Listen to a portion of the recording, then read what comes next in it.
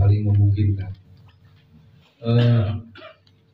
Untuk materi kita berikut, kita mulakan dengan sama-sama membaca basmalah. Bismillahirrahmanirrahim. Kalau lihat dari penampakan formasi duduk dan fisik, ini belum lengkap ya, dan saya sayangkan tidak diatur. Kita punya waktu cukup sebenarnya untuk bergantian ke toilet, untuk bergantian mengerjakan sesuatu termasuk makan. Saya akan teruskan dengan harapan yang datang kemudian tidak terlalu terlambat, sehingga pemahaman persoalan yang sudah kita siapkan ini tidak menjadi sesuatu, oh saya pernah lihat, saya pernah ikuti materi itu, saya pernah tahu. Masalahnya bukan di situ, masalahnya adalah kita sekarang memang berada, ini kalau yang tadi pagi, subuh, itu materi kita yang bersifat keumatan, ya ini yang bersifat kebangsaan.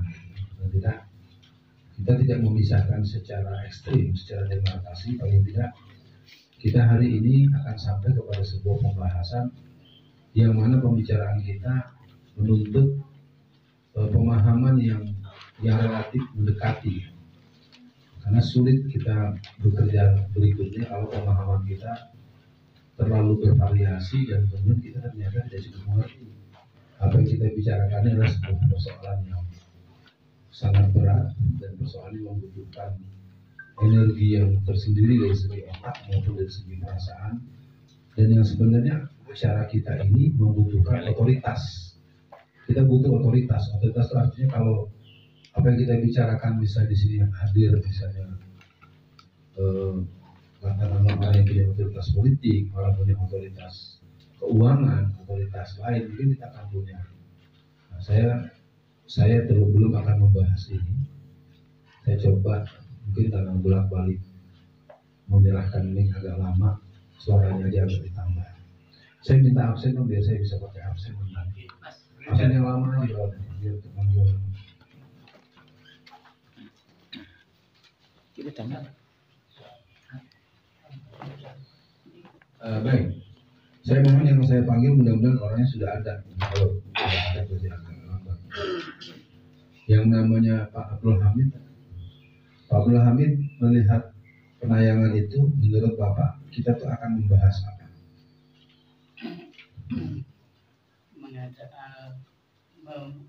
Membahas tentang menghadapi situasi dan kondisi di masa depan. Oke. Pak Abdul Hamid sudah menjawab. Kita minta Pak Widodo. Pak Widodo, kira-kira kita akan bicara apa soalnya? Jadi kondisi negara kita saat ini yang tentunya sangat membahayakan kalau tidak ambil sikap. Masih. Tapi masih makan.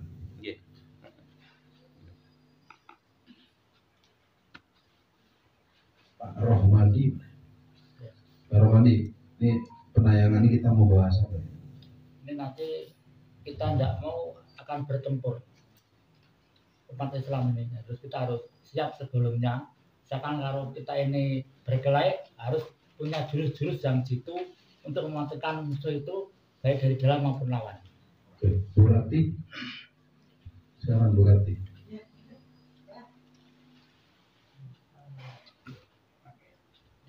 Sudah terlihat kan ya, yang ditayangkan judulnya terlihat kan?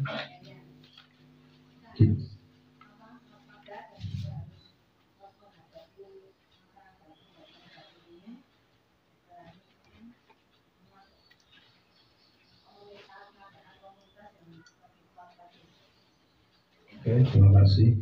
Bu Umi.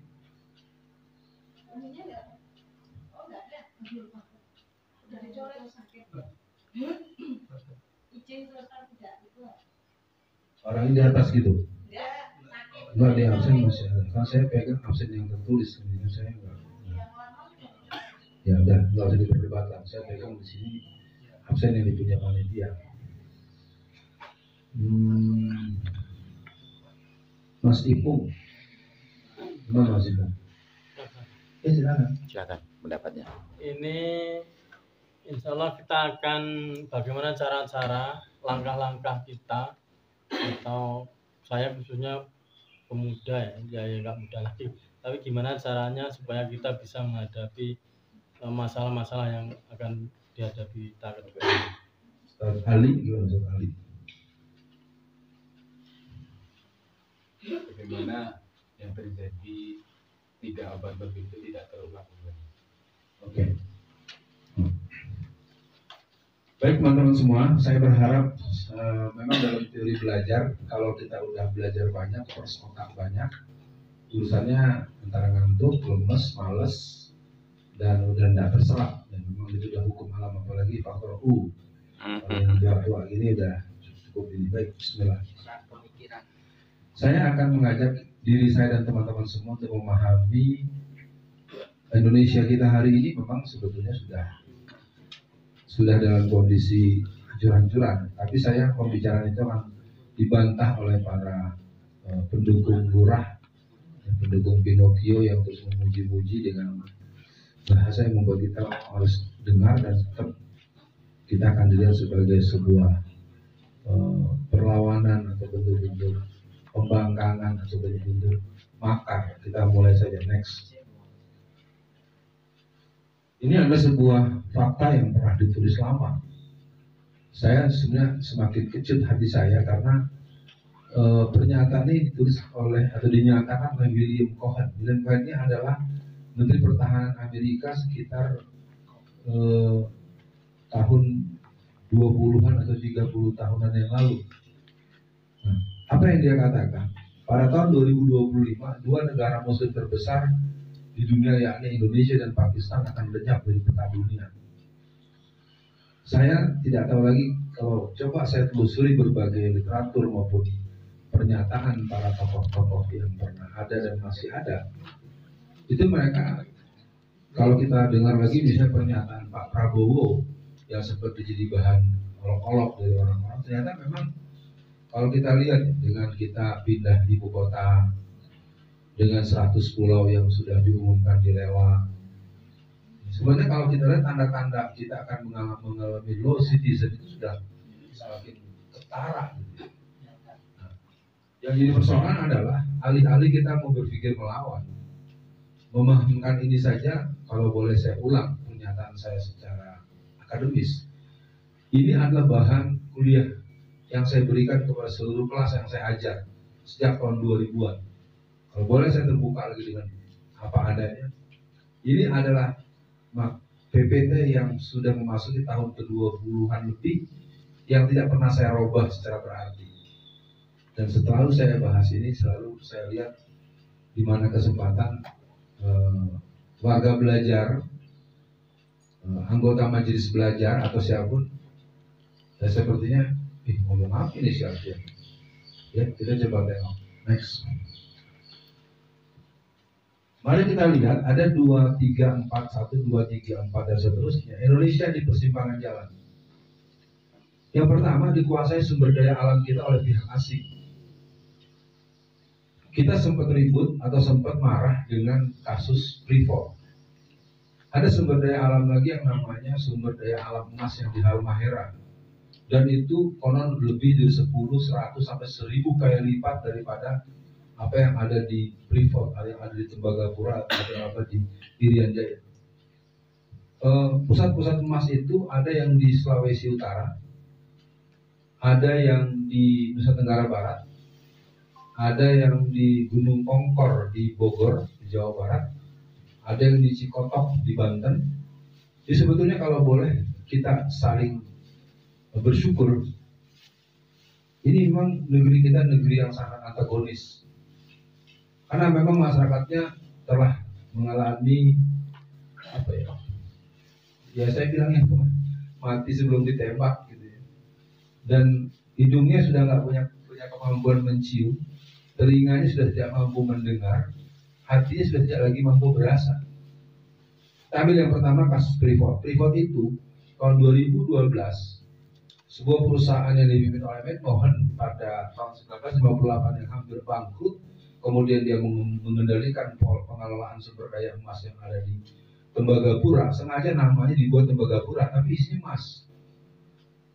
Dari sejak tahun 1962 sampai 2012, sekitar 40 tahunan kurang lebih, Itu perusahaan Amerika yang bernama Freeport itu mengambil keuntungan 362.350.012. Kita malu pada Allah. Di negeri kita orang memanen, mengambil sumber daya alam punya kita. Kenapa begitu? Ya karena memang petugas-petugas kita petugas recehan. Untuk mengawal gorong-gorong yang luasnya 100 meter persegi diameternya, itu ada semacam gorong-gorong itu kalau yang di bawah itu. Nah, ya, itu 100 meter itu diameternya. Dan itu emas itu disedot dengan alat kapal induk yang langsung naik ke kapal lautnya milik Amerika, dan itu dibawa langsung ke Amerika. Kalau ada orang-orang Irian yang menggunakan koteka, yang menggunakan pakaian yang kuno-kuno itu, yang menurut kita pakaian primitif, mereka baru saja korek-korek sisa-sisa remah-remah emas itu ditembak di tempat oleh TNI. TNI-nya cuma dapat 56 miliar per tahun. Ya.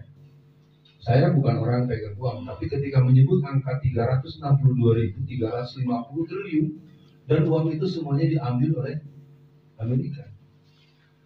Indonesia dapat berapa? Dapat 1%. Dari 1% lalu kemana? Masuknya ke kas partai penguasa saat itu. Dulu tahun-tahun 50-70-an baik ke Golkar. Tahun ke sini ya PDI Perjuangan. Jadi PDI Perjuangan itu punya kas yang triliunan. Jadi kalau kita bahas ini persoalan kita, dan saya punya satu kesadaran bahwa apa yang saya terangkan mungkin masa sih tahu aja si Alvin tahu dari mana dia, ya, gitu terus. Karena kita memang semuanya mental pegawai, dan kesalahan ini bukan kesalahan kita semuanya. Contoh misalnya, kenapa kita impor minyak bumi dari Singapura? Padahal Singapura nggak punya minyak bumi. Minyak yang kita beli dari Singapura itu minyak kita, maksudnya. Jadi emang udah benar-benar kalau kata bahasa malu gitu.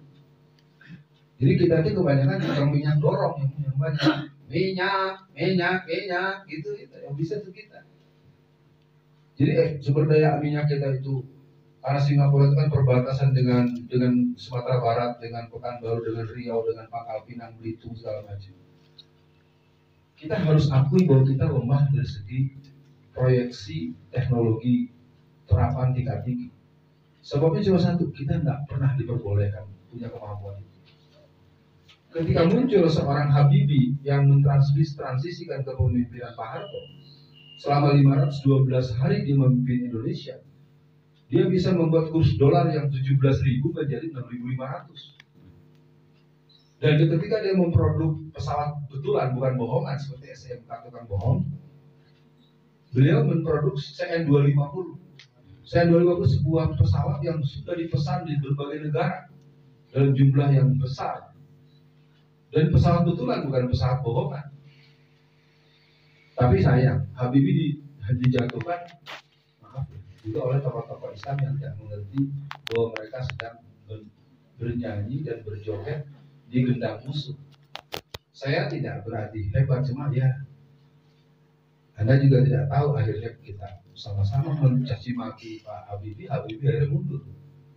Padahal bersama Pak Habibie itu terjadi peralihan yang serius. Sejak tahun 1969 sampai 1996, anak-anak kita yang ngambil S2, S1, S2 di Jerman, di Eropa Barat, di negara-negara teknologi tinggi itu boleh dibilang 100% anak sekolah Kristen. Karena memang umat Islam ini sangat tidak peduli dengan politik, baik politik praktis maupun politik strategis. Di satu hari Pak Habibie bertanya kepada teman-teman pengurus ISMI. Bukan bertanya, ditanya. Waktu itu beliau ketua ISMI itu Ikatan Cendekiawan Muslim Indonesia, yang didirikan tanggal 7 bulan Desember tahun 1990. Jadi ketika itu pengurus ISMI tanya, Pak Habibie, kenapa anak-anak tamatan SMA di seluruh Indonesia yang berangkat ke luar negeri itu hampir 100% itu dari sekolah Kristen? Apa kata Pak Habibie? Anak Kristen itu pintar-pintar. Dibantah oleh para.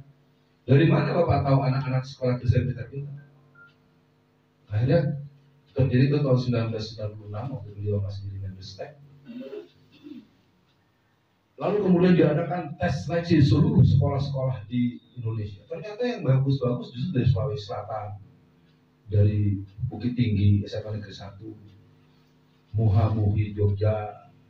Jadi teman-teman harus tahu, kita ini umat Islam memang telah mengalami proses no bad politik. Jadi politik strategis betul-betul kita tertinggal jauh. Jadi kalau sekarang, misalnya contoh yang mau kita buka, kenapa kita punya rumah sakit gambarnya bulan sabit? Maaf, bukan maksudnya, palang merah. Palang merah itu Kristen loh. Padahal konvensi internasional untuk negara-negara Muslim dia pakai bulan sabit merah. Jangan salahkan siapapun, karena dulu kita nggak punya dokter-dokter yang orang-orang miskin, ternyata anak orang kaya. Anak orang kaya biasanya jomos Belanda Kristen. Oke, kembali ke kita. Jadi yang pertama, dikuasai sumber daya alam oleh pihak asing, bukan karena asing, karena pengkhianat yang proses seperti dilakukan oleh Jokowi hari ini. Yang dilakukan oleh Tito Karnavian yang akan melepas 100 pulau. Jadi bagaimana negeri ini dijual oleh orang yang berposisi sebagai pengelola negara. Sama bapak punya anak gadis, tapi Anda menjadi gerbong buat anak Anda sendiri. Begitu. Oh, Ustaz, kalau ngomong jangan ngomong jorok dong. Itu faktanya begitu. Itu Mas Firdaus. Jadi negeri kita ini sedang mengalami proses perlontean, percabulan yang luar biasa. Padahal undang-undang menyebutkan tanah dan air adalah milik bangsa Indonesia, dipergunakan sebesar-besarnya untuk rakyat. Dijual. Dan kalau omongan seperti saya ini dipidatokan di rumah, besok saya tangkap lagi. Jadi bagaimana negeri ini berjalan seperti itu? Terus kita kan bertanya. Lalu ada orang yang kerjanya malah sibuk jagain gereja, sibuk dangdutan, main-main joget-joget di teras masjid. Yang kedua, berkembangnya pola dan gaya hidup yang berakar pada ideologi sekuler, liberal, dan pluralis. Pengadilan Negeri Tangerang mensahkan pernikahan beda agama. Dan kedatangan Jessica Stern yang akan menjadi duta LGBT memang dibatalkan secara formal. Tapi saya tahu dia punya banyak wings, dia punya banyak sayap, dan dia punya banyak gerbong. Dia ini mungkin batal, tapi timnya udah datang ke kampus-kampus. Karena berdirinya satu lembaga moderasi yang dipimpin oleh Ade Armando, itu per awal 2002 itu mendapatkan alokasi dana 3,2 triliun yang diketuk palu oleh DPR RI. Jadi negeri ini merusak rakyat sendiri, dikasih biaya. Negeri ini, andaikan saya bilang seperti di rumah, seorang ibu dan bapak berfungsi sebagai mucikari yang mempersilahkan anaknya untuk berbuat begitu dengan orang-orang sembarangan. Saya pikir ilustrasi saya sulit dibantah, tapi ilustrasi saya memang tidak akan mungkin dikabarkan secara terbuka. Kita tetap akan berhadapan dengan sumbu pendek dan kelompok-kelompok yang memang mereka tahu ya pokoknya tak pateni kowe segala macam. Yang ketiga, penguasaan sentra-sentra strategis bangsa kita oleh tirani minoritas. Jadi kita sering dituding nggak boleh jadi mayoritas yang represif, tetapi kita mendapatkan kunci dari tirani minoritas di bawah. Musim COVID, mana ada gereja yang diubur-ubur sama gugus COVID? Gampang cara melihatnya, kok lihat aja di samping Istiqlal, kan videonya bersebar. Saya heran, diam semua. Tahun baru Islam digeser harinya, Maulid Nabi digeser harinya. Ketika mau dekat Natalan tahun 2021, PPKM level 3 dicabut. Jadi di depan mata kita itu Mas Firdaus, kita tuh dihinakan kayak antum dulu. Saya buka celana saya berakin roti. Antumnya diam, teman-temannya diam semua. Jadi kita ini sebenarnya udah mengalami, dan kalau bahasa agama, maaf ya, menurut saya bahasa Jawa, kita mah berpeluang mas neraka, pengecut nasional. Tentu bukan bermaksud saya menyampaikan dalam bentuk menghujat atau sok pintar. Memang kita tidak pernah punya pengetahuan apa yang sedang terjadi. Jadi negeri ini dikelola dengan sangat mengenaskan karena kemampuan mereka untuk melakukan kilik jangkrik. Jadi adu domba. Ya. Apa ketika orang mencecar saya untuk menjauhi Pak Indra, saya bilang, Indra jangan main-main dulu. Karena memang itu terjadi dengan fenomena Bahtiar Nasir. Bahtiar Nasir teman saya lama dan saya tahu itu dan boleh dilihat dalam video saya 2 minggu yang lalu, saya menerangkan siapa dia.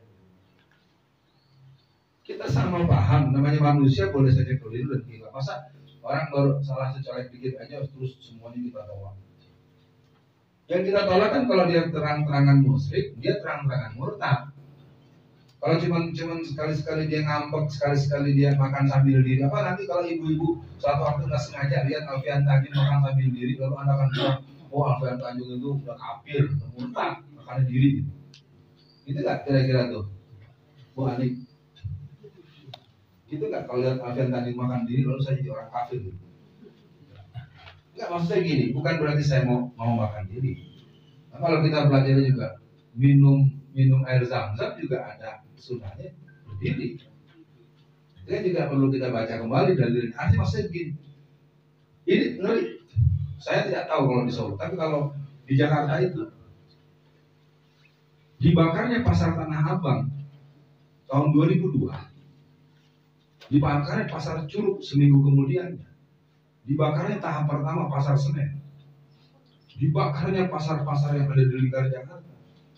Itu dalam waktu singkat beralih kepemilikan di milik Cina. Sementara dari jalur Harmoni sampai ke Jakarta Kota, Hayam Murug dan arah ke utara Jakarta, itu kita akan bertemu dengan yang namanya Harko, ketemu dengan pusat perbelanjaan alat-alat elektronik 100% punya Cina. Kebodohannya adalah ketika para karyawannya pakai jilbab, yang di bagian kasirnya pakai jidatnya hitam jenggotan, kalimatnya aku hantu. Wah, saya berani ngomong karena saya kan anak Jakarta, saya suka kelilingin aja tuh. Bang, lu tampangnya alim loh Bang. Ini yang punya siapa? Cina. Dari ujung pertengahan kota Tangerang itu namanya Cipondo, di tengah. Arah ke selatan itu ada yang namanya BSD, Bumi Serpong Dawan. Ada toko, ada warung Sunda, ada toko konro, makanan konro, makanan. Itu dari ujung sampai ke ujung itu ternyata punya orang Cina semua. Satu hari saya makan di warung Sunda, sedang makan, kan pakai jilbab semua. Terus si teteh-tetehnya itu ngobrolnya pakai bahasa Sunda. Saya lagi asik makan, saya ada encim-encim.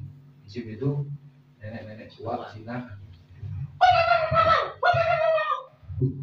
Si jilbab dimaki-maki, dituding-tuding. Saya kan orangnya nggak bisa diem. Teh, kumaha teh? Bagaimana itu? Emang ini punya siapa? Ini Pak, yang punya orang Cina. Jadi giliran Cina punya produk dia yang turun, giliran kita punya dia yang punya. Sama dengan ruang makan Bundo yang di sini, Sari Bundo. Cina yang punya, yang masak orang Padang. Asik kan? Jadi kalau kita terusin kita sebenarnya udah nggak ngapa-ngapain, paling kita tukang parkir, ya, tukang masak. Kalau orang punya buku, Profit, ya model-model gitu. Jadi, profit, royalti gitu, royalti batu bara segala macam itu triliunan. Jadi akibatnya mereka masih satu orang tuh satu minggu tuh bisa bawa 200-300 juta keliling Jakarta. Makanya Kalimantan Timur di awal reformasi itu kan, pemasok turis-turis tiap minggu orang jalan-jalan tiap Ahad, Jumat sore, karena ngabisin 200 juta 300 juta. Nah, masyarakat udah hancur-hancuran, sekarang disiapin jadi ibu kota negara. Keren kan? Cakep banget ya. Next. Kalau ada omongan. Nah, di saat kita sudah mulai lelah, kita sudah capek, kita sedang membahas materi dosis tinggi. Nasihatnya gimana nih Pak Indra?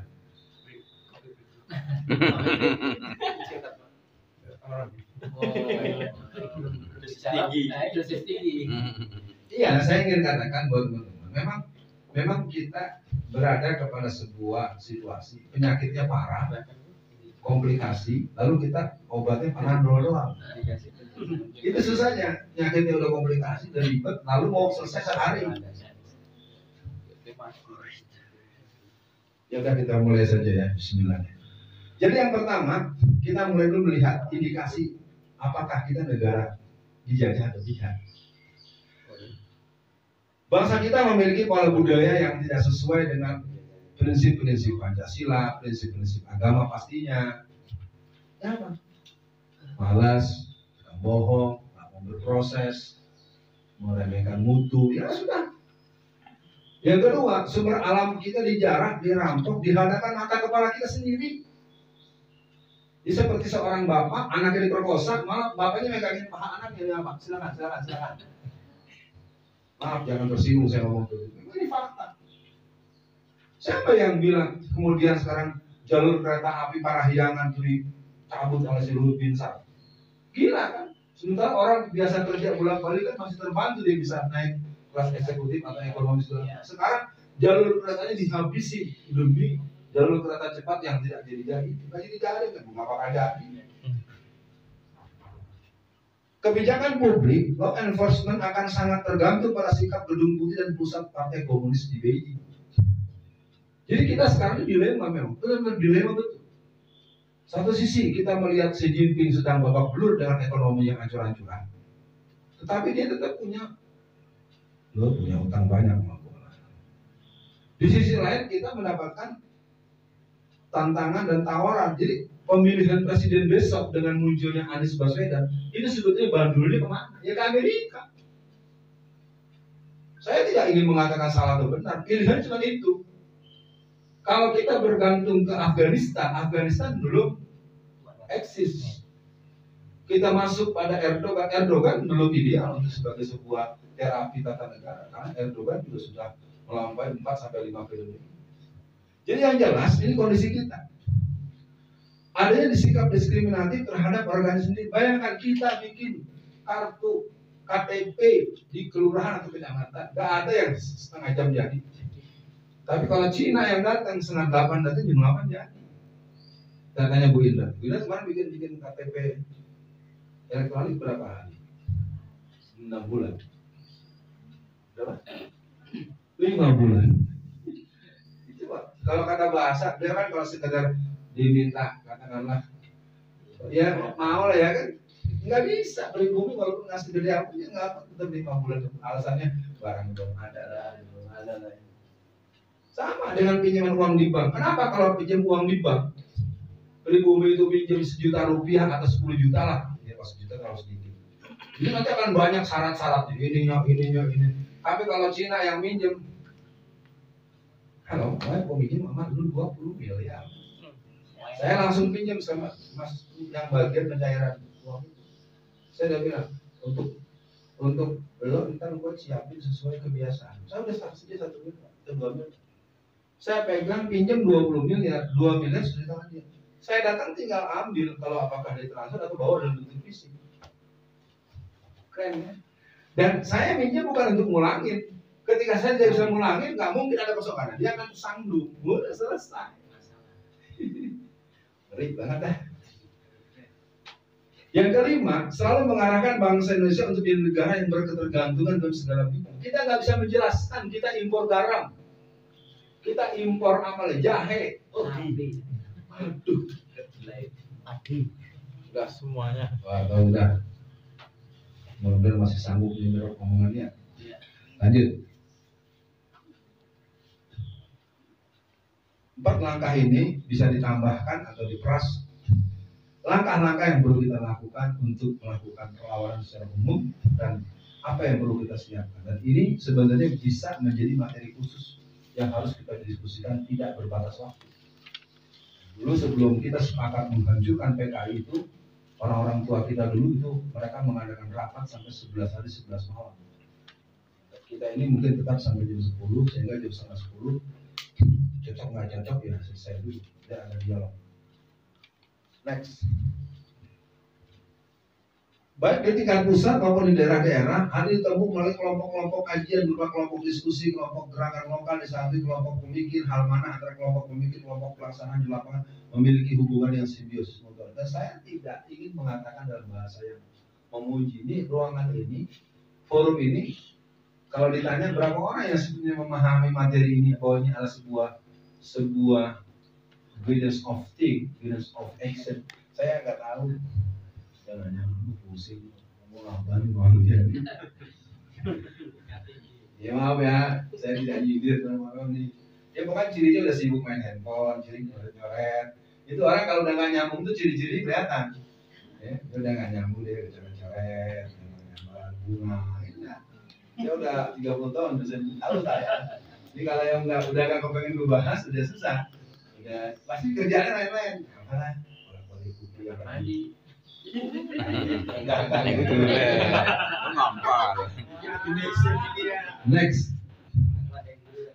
Nah, kita mungkin boleh di sini mudah-mudahan dilakukan melalui jalur pendidikan yang diperankan secara luas dari penggunaan kelembagaan pendidikan formal, pusat-pusat kajian maupun majelis ilmu atau tempat berkumpulnya masyarakat kita secara luas dan umum. Aktivitas dilakukan aktivitas gerakan perlawanan sesuai dengan tingkat persoalan yang dihadapi dan teritorial dan kompleksitas persoalan. Bagaimana mau bicara banyak ditanya DNA ID nggak tahu? Seperti saya kirim kan videonya. Kenal ID? Bayangin, ada sekitar 20 yang ngerti paling cuma 2 orang. Kalau akal lintar, dia ricis loh. Nah, gerakan penyadaran itu, saya pikir terus terang saja. Memang kalau menurut tadi pertanyaan dari Mas Agus Suwanto, mesti acara kita ini harusnya live streaming. Sampai rumah langsung rumah gue ditutup. Semua. Aduh, next. Gerakan penguatan. Kesadaran telah dimiliki secara luas dan merata perlu mendapatkan penguatan, baik secara mental, spiritual maupun nilai yang bersifat fisik, pengadaan fasilitas dan kebutuhan real seperti peluang, dana, peran lanjutan, sehingga perorangan atau komunitas yang telah bertersangka tersebut situasi objektif tentang Indonesia yang sedang berada di era penjajahan baru ini bisa melakukan tindak lanjut yang terarah, memiliki rumusan tujuan yang fokus, jelas dan realistis.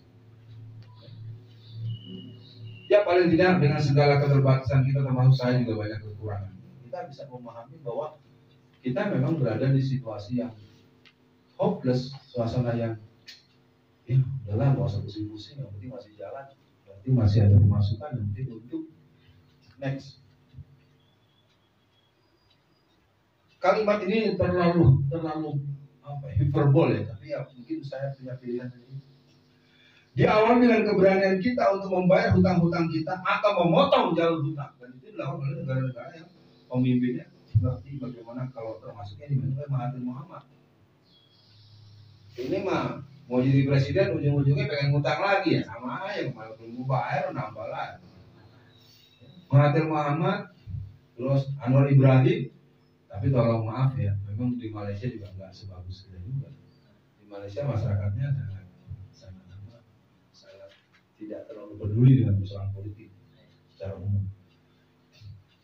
Next. Ya. Akhirnya semua akan sangat tergantung pada kita.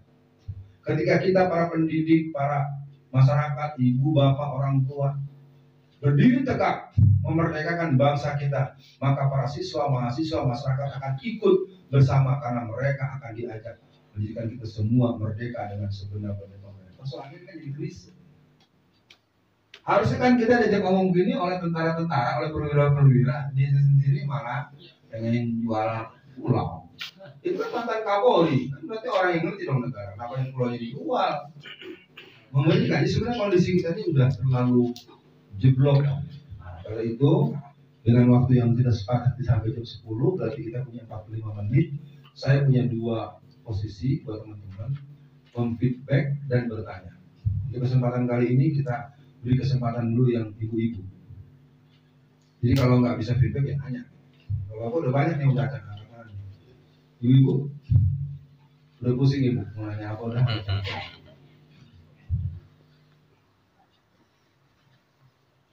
Saya sebenarnya ingin membatas, jadi jangan sampai meminta, alias kalau meminta jadi nyuruh ke sana. Kalau dia nanya kan dia ingin tahu. Bu Indra berani nggak? Kita senyum-senyum. Ya, kalau nggak ada yang ada dulu deh, silakan. Silakan Pak. Mau kalau saya melihat beberapa parameter atau mungkin tahap-tahap yang perlu dilakukan di sini. Yang ingin saya ketahui adalah sejauh mana sih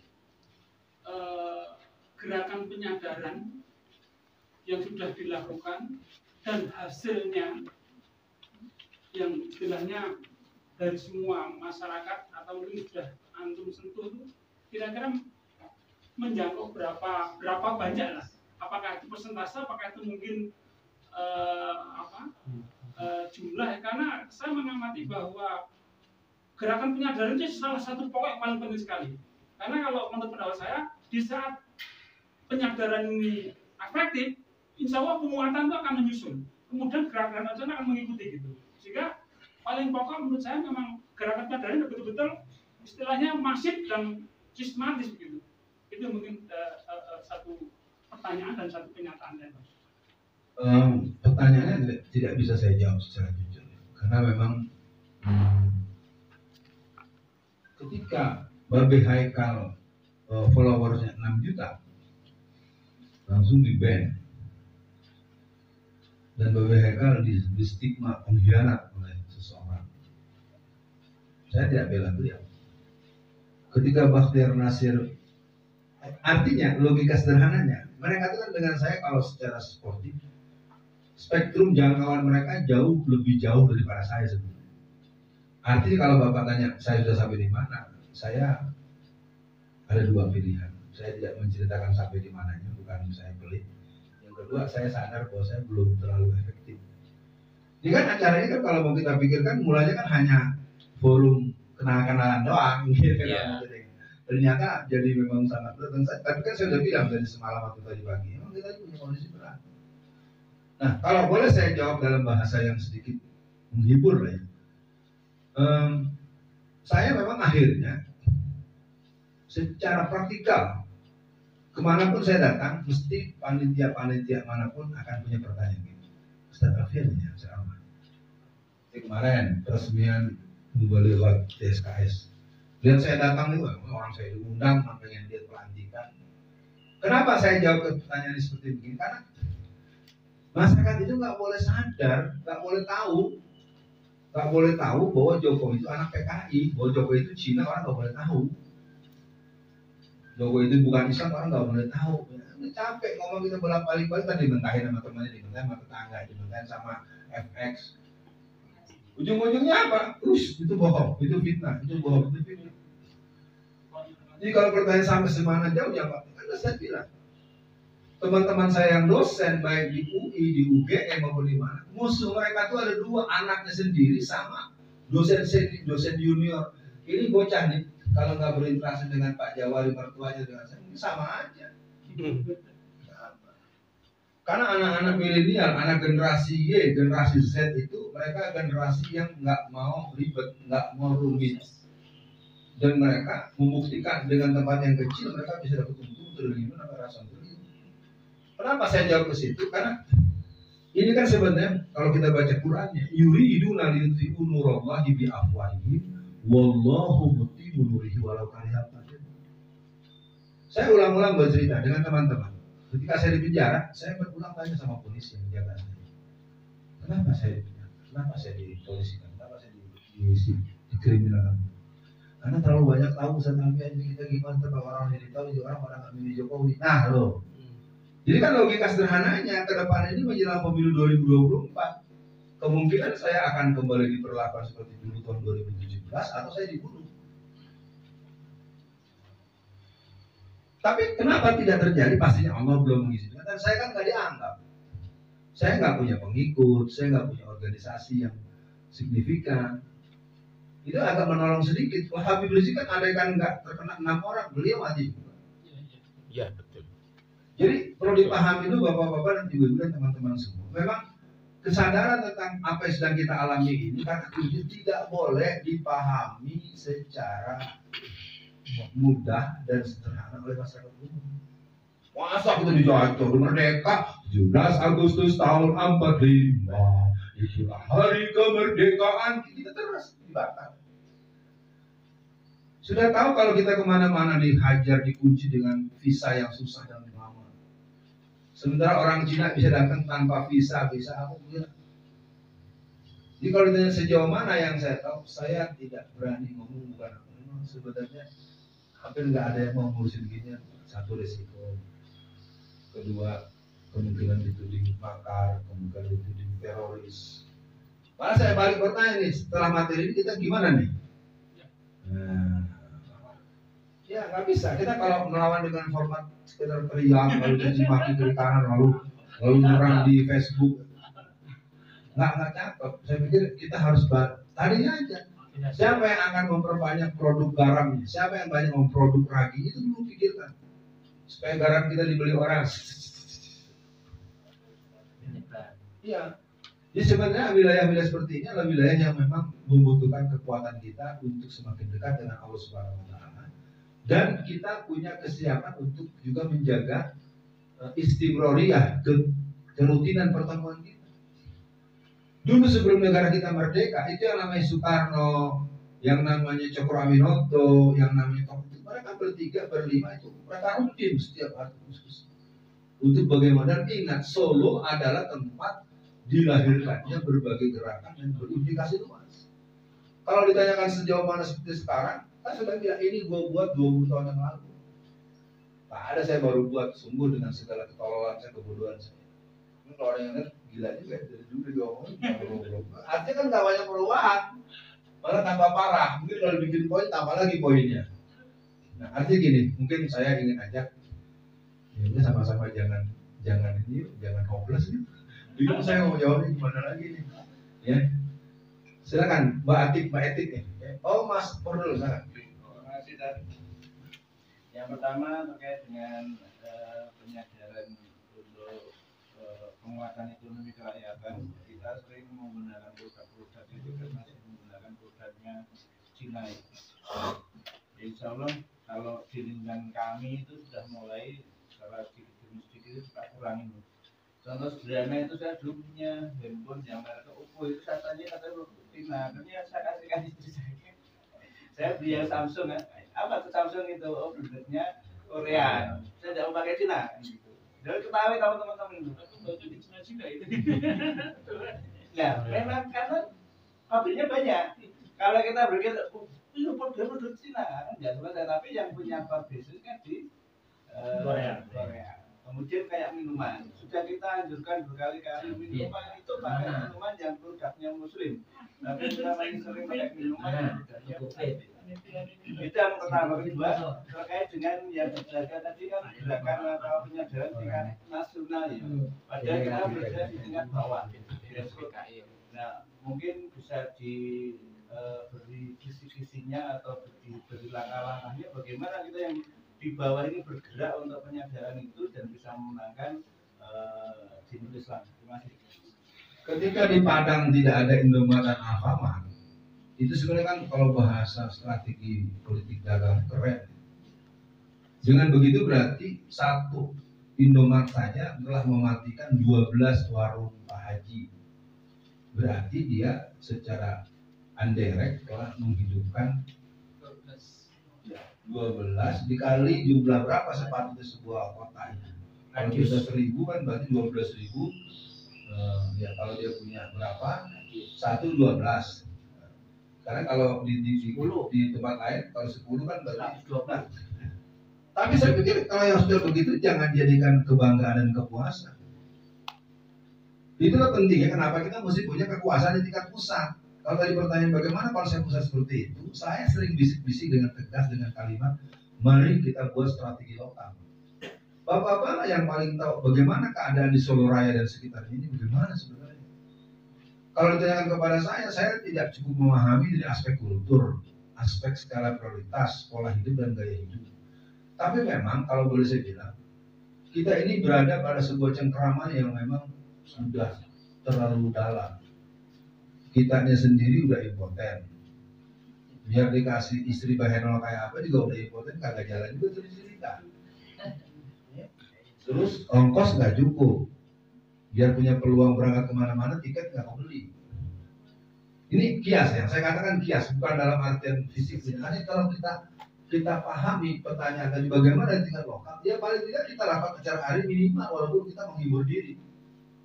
Malah saya kalau boleh dalam bentuk dialektika, kan gue udah bikin ginian nih, gue udah nyampein materi gini nih, menurut lo kita gimana? Nah saya udah nerangin, saya udah bahas, terus saya lagi disuruh mikir lagi selanjutnya. Lu mikir apa? Itu kan batas dong, saya bahasa pikir begitu dong. Ini ada dosen di sini, ada pengusaha, di sini ada Bu Indra, di sini ada Mbak Etik yang punya pengalaman pergaulan secara nasional. Di sini ada Pak Mufti yang senior, namanya. Bisa ada Mas ini, Mas Tri, Mas ini orang rumah sakit. Ya, nggak apa-apa. Saya pikir ini dalam bentuk dialek saja. Silakan, Bu Sri mau bicara. Belum, Bu Indra. Dengan mendengar materi ini tambah pusing, tambah ngerti. Ya kita panggil Bu Etik. Bu Etik sakit gigi. Masih bisa bicara nggak? Masih bicara.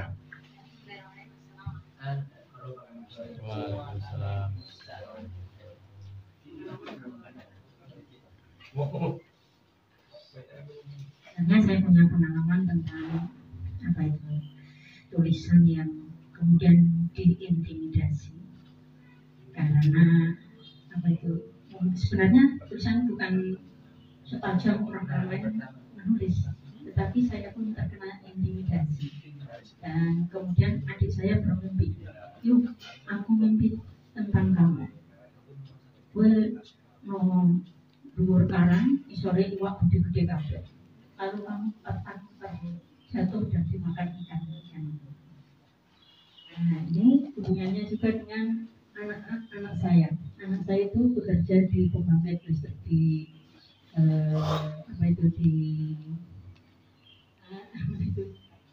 Cirebon. Itu kata anak saya, Bu, semua tempat sudah dia kuasai rezim. Bahkan pembangkit listrik Jawa, Bali, kemudian di mana ya pokoknya di luar itu semuanya hampir sudah semua. Kita hanya tinggal 30% saja. Semuanya sudah dikuasai rezim. Nah, jadi kita ini sebenarnya sudah tidak punya apa-apa. Yang kita punya hanya semoga doa-doa kita dan usaha kecil kita ini nanti akan menghasilkan sesuatu. Baik, akan saya bacakan. Mohon izin. Ya. Baca.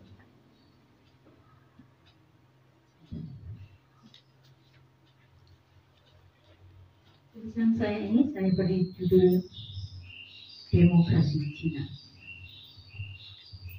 Demokrasi Cina adalah negeri pekerja keras, pengis, menghalalkan segala cara dalam bisnis. Jargonnya bisnis adalah perang, perang adalah bisnis. Bisnis selalu punya musuh, harus dilindas habis. Menuntut pengorbanan apa saja agar terus eksis. Perangnya di sini dimulai dengan membangun kartel-kartel untuk menguasai harga bermacam produk dan jasa. Taktiknya, kekayaannya digunakan untuk membeli penguasa-penguasa, pejabat-pejabat agar bisa berkuasa. Hingga kini takkan ada paduka naik tahta tanpa sulapnya. Kini mereka menjadi sopir kita. Paduka hanya kerbau, boneka, bodoh, samikna wa atokna, agar tak diturunkan dari kursi singgasana. Terus membayar dengan tumbal aneka cara, menghadiahkan Polri, TNI, Hakim, Jaksa, KPK, Parpol, DPR untuk taat menghamba. Hasilnya, Tuhan pasti terbelalak mata. Dalam sekejap terjadi perubahan di mana-mana. Para naga berpesta pora menikmati investasinya. Karena bisa menguasai transmisi, pembangkit listrik, pelabuhan, angkutan darat, kesehatan, farmasi, modal venture, dan lain hingga bisa mencapai 100% totalnya. Karena berhasil menyupir undang-undang cipta kerja hingga tak ada lagi batasan kepemilikan tanah untuk menguasai pulau-pulau kita. Karena sumber daya asing bisa masuk kapan saja tanpa tedeng aling-aling, tanpa seleksi, bebas terbuka. Hingga koloni sumber daya Cina besar-besaran masuk berkacak tangan, tanda berkuasa. Hingga dalam waktu 3 tahun saja, hampir puluhan juta tentara Cina telah menguasai Indisiana, bahkan menusuk masuk ke jantung negara. Tak cukup di situ saja, Paduka rela menyimpang dari undang-undang dan 5 sila. Paduka rela menyusupkan paham Nasakon kembali ada. Paduka titahkan 20% presiden threshold untuk menjegal patriot-patriot negeri terpilih menjadi pimpinan negara. Juga menjanjikan takkan ada lagi pemilu luber dan jurdil kecuali hanya rekayasa. Bahkan Paduka siap mengadu domba rakyat pembeda agar saling serang hingga hancur semua. Demokrasi tak lagi dari rakyat oleh rakyat untuk rakyat, tetapi dari rakyat oleh rakyat untuk Cina. Siapa berani bersuara, kriminalisasi, diskriminasi, intimidasi, difitnah, ditangkap, dibully, disiksa, bahkan bisa dihabisi tanpa jejak tersiksa. Demokrasi telah mati di bumi pertiwi, berganti demokrasi Cina sebentar lagi. Apa mau dikata jika Anda tak peduli pada bangsa, jika Anda tak mau bersatu mengusirnya, jika Anda telah terbuai dengan angpau-angpau pemikat jiwa. Mungkin itu tulisan saya yang salah satu ya, ini hanya salah satu, ada beberapa saya tulisan seperti ini. Ini kemarin kemudian menjadikan saya sebenarnya saya itu aktif di Sobat Anies, tapi kemudian karena tulisan-tulisan saya ini kemudian saya mendapat rekomendasi itu sehingga saya memutuskan untuk keluar, karena kalau saya masih di situ dan membuat anarkis itu nanti takut Anies nanti akan jelek.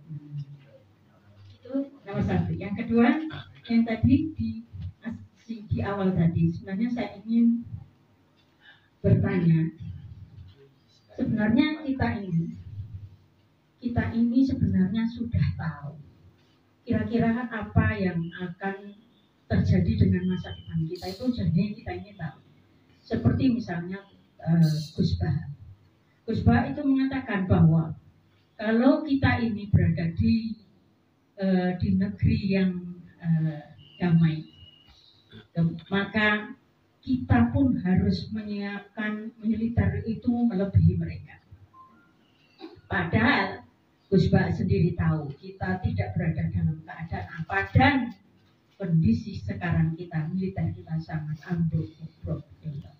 Lalu kadang-kadang saya berpikir, mengapa Gus Bah yang mempunyai tangan, yang mempunyai kekuasaan besar untuk mengajak seluruh umat Indonesia, paling tidak mengajak bersatu antara NU dan Muhammadiyah yang mempunyai kekuatan untuk bersatu, mengapa tidak dilakukan? Kadang-kadang saya sangat prihatin dan sepertinya saya itu ingin dedepi Gus Bah di rumahnya kalau pagi untuk membicarakan masalah ini. Tapi dedepi ngerti apa Ustaz? Udah nggak bisa dibantah. Siapa yang mau bantah, coba ayo. Yang punya anak di pesantren kalau lagi libur, ya habis tidur lagi, dan kedua Tuhannya handphone. Hilang sopan santunnya, hilang hormatnya, hilang kelemah lembutannya karena dia senang. Menanggapi situasi kita seperti ini, menurut hemat saya, kita akan sudahi sampai jam 10 dan nanti saya akan kembali membagikan kertas, dan kertas ini ditulis tidak usah pakai nama dan tidak usah pakai nomor telepon. Apa yang mau diisi nanti kalau sudah jam 10. Masih berapa menit lagi? Oke, masih 20 menit. Saya ingin ada gagasan-gagasan yang bisa membuat saya juga tersadarkan. Maka bukan terpaksa, saya meminta untuk berikut ini. Pertama saya minta pada Bu Marfuah sebagai ustazah yang banyak mengisi kajian juga. Kedua pada Pak Indra, seorang pengusaha yang sedang bergerak terus dengan proyek-proyeknya. Sebetulnya menurut saya ya akhirnya beliau mengalahkan itu semua untuk datang ke forum-forum model gini. Itu dua ya. Yang ketiga saya coba panggil ulang. Kita panggil yang paling buat 20 tahun ini. Jadi kita sangat langka sekali, mudah-mudahan nggak stres ya. Angin. Oke, silakan Bu Marfuah.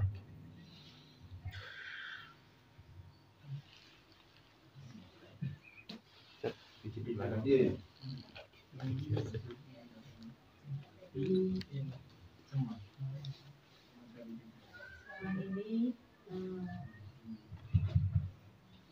ya, sampai ngomong itu bingung. Keadaan di luar sudah sedemikian parah, di depan kita sudah musuh siap menerkam kita, sementara anak kita sampai seolah tidak terjadi apa-apa. Kita yang tahu sebagai orang tua mengingatkan mereka tidak percaya. Lantas kebingungan kita itu menghadapi keadaan ke depan itu, kita yang tahu musuh tapi kita tidak mampu untuk membendung, sementara anak-anak kita mampu untuk membendung tapi mereka tidak tahu menahu bahwa di depannya ada musuh. Mudah-mudahan dengan acara ini usaha kecil yang tidak akan dinilai kecil oleh Allah. Jadi Allah akan menolong hambanya dari setiap perbuatan, meskipun itu kecil, dinilai kecil di mata kita, tapi di sisi Allah usaha kita ini luar biasa. Insya Allah dengan Ustadz Alfian Tanjung yang selalu getol, selalu tidak pernah merasa lelah dan terbebani serta terancam. Itu mudah-mudahan dengan usaha kecil kita akan membuahkan hasil di masa yang akan datang, di saat yang betul-betul seperti Nabi Musa tidak bisa mengelak.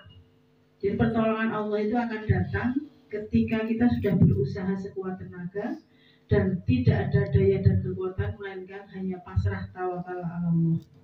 Seperti juga kisah Nabi Ibrahim, sudah upaya sepenuh hati, sepenuh jiwa dan raga, yang akhirnya Allah menangkan. Yang itu kita tidak tahu kapan terjadinya, tapi kita harus tetap optimis, harus tetap semangat untuk terus-menerus menggaungkan ini sebatas kemampuan yang bisa kita lakukan. Semoga dengan daurah ini kedepannya akan menjadi jembatan menuju kemenangan Islam wal Muslimin. Demikian, Pak. Baik, disambut Pak Indra.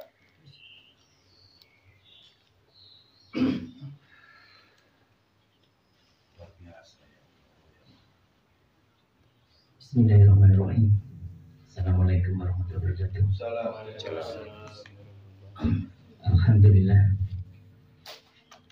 Alhamdulillah saya panjatkan puji syukur kita berada di waktu yang tepat, tempat yang tepat, dan saat-saat yang tepat. Walaupun sebenarnya seperti yang teman-teman semuanya katakan, kita sudah telat, kita sudah terlambat, karena semuanya sudah rusak terlalu parah. Di depan musuh-musuh kita menunggu, di belakang pengkhianat bangsa dan orang-orang munafik, termasuk saudara-saudara seiman kita yang sudah ditapuk dengan uang dan duniawi.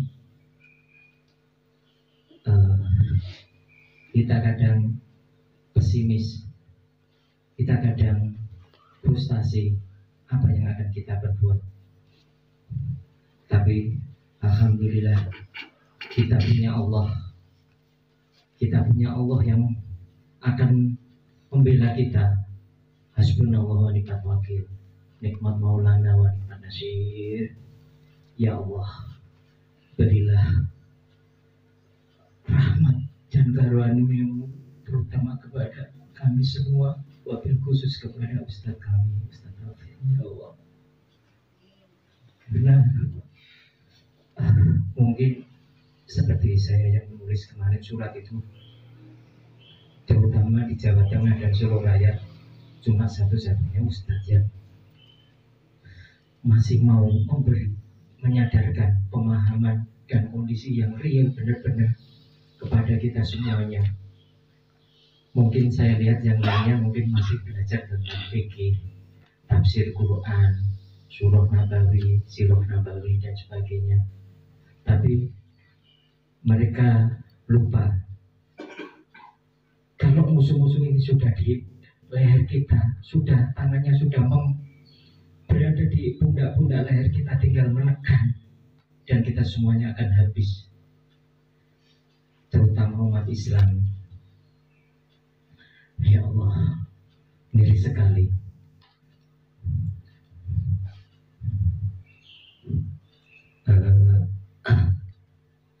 Yang jelas saudara-saudaraku semuanya, saya cuma mau memberi semangat kepada saudara-saudara semua, terutama diri saya dan keluarga saya.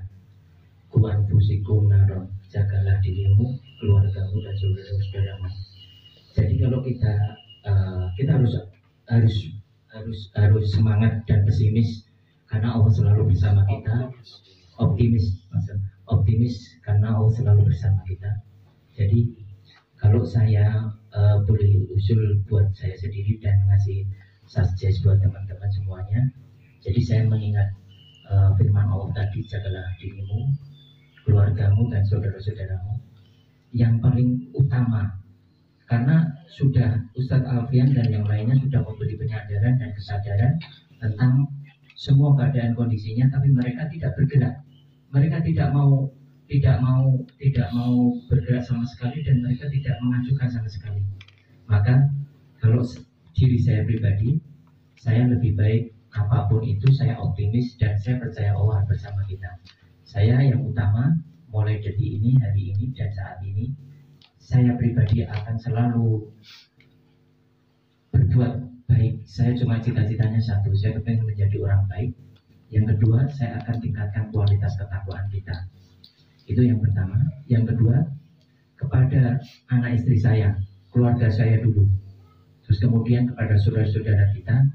Dan yang ketiga, kepada saudara-saudara kita, termasuk, maaf ya, kita semua yang berkumpul di sini. Kita mulai dari diri kita sendiri, tidak perlu ke depannya. Kita dengan optimis dan kita percaya Allah ada. Insya Allah diri kita, keluarga kita. Kita di sini mungkin ada 30 ya, 26, satu keluarga, anak istri, dan itu minimal kan 5 atau 7. Katakan kita supaya gampang 10 lah. 10 kali 27 berarti 270 orang itu sudah nyata akan berbuat kebaikan. Insya Allah itu akan menyebar lagi ke saudara-saudara kita yang lain, ke tetangga-tetangga kita itu, kemudian ke teman-teman yang satu daurah, satu fikroh, satu pemikiran bahwa kita adalah umat Islam yang mayoritas tapi tertindas. Dengan begitu insya Allah optimisme akan lebih kuat dan pandangan masa depan yang cerah walaupun masih semu itu akan insya Allah nyata. Demikian saya sampaikan. Billahi taufiq wal hidayah. Wassalamualaikum warahmatullahi wabarakatuh.